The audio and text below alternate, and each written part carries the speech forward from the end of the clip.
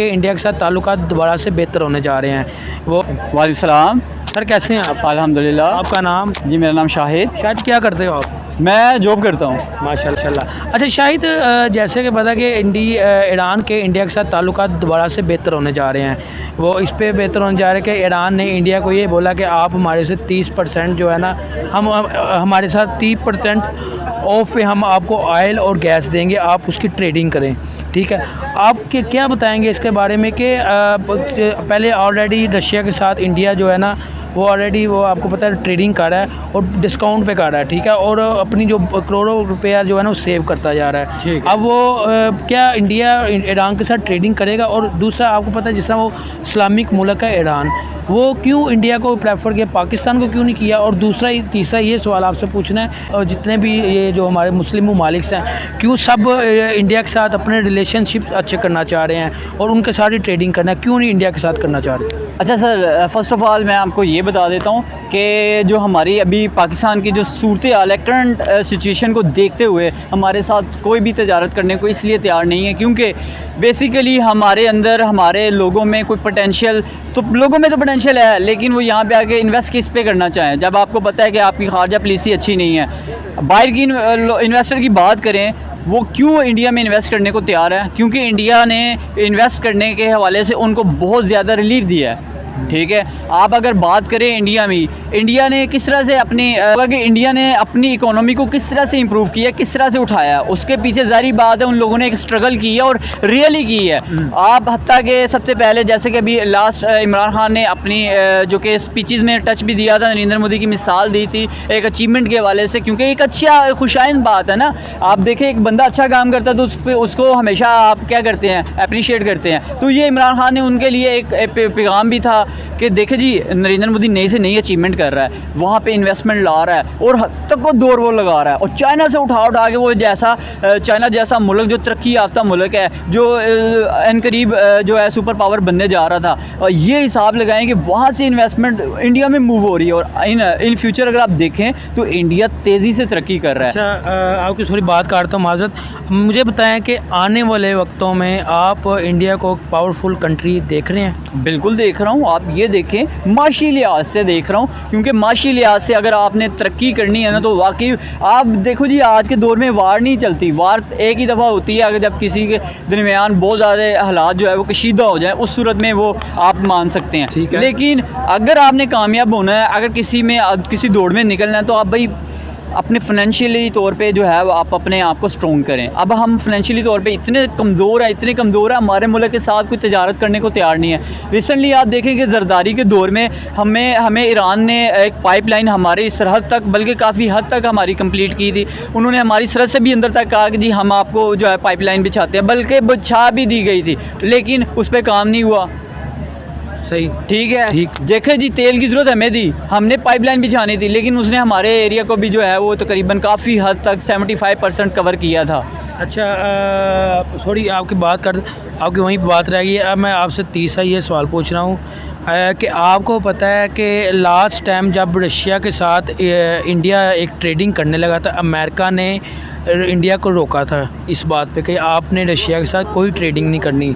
ठीक है, और इंडिया ने उन्हें ये बोला था हमें जहाँ पे फ़ायदा मिलेगा हम वहीं पे करेंगे, आप कौन होते हैं हमें कहने वाले। ठीक है, ये इंडिया को होगी बात। पाकिस्तान ने जब लास्ट टाइम हमारे इमरान खान साहब का जब दौर चल रहा था, तब इमरान खान साहब उस करने लगे थे ट्रेडिंग इनके साथ रशिया के साथ। ठीक है, इन्होंने अमेरिका ने मना कर दिया।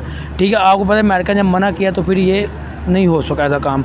क्या आप देख रहे हैं इंडिया इतना पावरफुल हो गया कि वो इतना खुद मुख्तार हो गया कि वो किसी की बात नहीं सुनता? पाकिस्तान की तरह आप देख रहे हैं इस टाइम?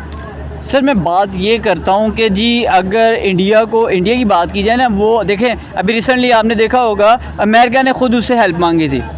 जी मैंने पढ़ी थी वो न्यूज़, आपने देखी है। क्योंकि अगर आप आने वाले टाइम में देखें, इंडिया सुपर पावर बनने जा रहा है और वो economy wise, IT sector wise, education sector wise बेहतरीन मुल्क है।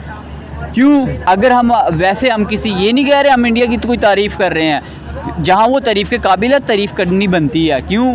उन कामों में उसने क्या किया है, बेहतरी की है और काम करके दिखाया। जब हमारा मुल्क, हमारा पाकिस्तान इकोनॉमिकली तौर पे स्ट्रॉन्ग होगा, इंशाल्लाह हम पाकिस्तान के वो तमाम पॉइंट भी रेज़ करेंगे और कंपैरिजन करेंगे इंडिया के साथ, बांग्लादेश के साथ, क्योंकि हम अपनी उस कंट्री के साथ इसको कंपेयर करने का मकसद ही ये होता है कि यार ये वो कंट्रीज़ हैं जो हमारे साथ आज़ाद हुई हैं, हमारी हम ज़ुबान है और एक ही जगह पे रहने वाले लोग हैं, और डिवाइड हो गए हैं, सिर्फ लाइन खींची गई है, लेकिन लोग तो एक ही थे। हम ये नहीं कहते कि जी अंग्रेज़ लोग हैं, अंग्रेज़ लोगों ने तो हमारे मुल्कों से ख़जाना लूट कर ले गए थे, हिंदुस्तान से, पाकिस्तान से और दूसरे मतलब जितने भी दूसरे ममालिक है। मतलब जब हिंदुस्तान था, पाकिस्तान और इंडिया नहीं था, वो हिंदुस्तान था, वो यहाँ से बहुत सारा ख़जाना, बहुत सारी चीज़ें यहाँ से निकाल के ले गए थे।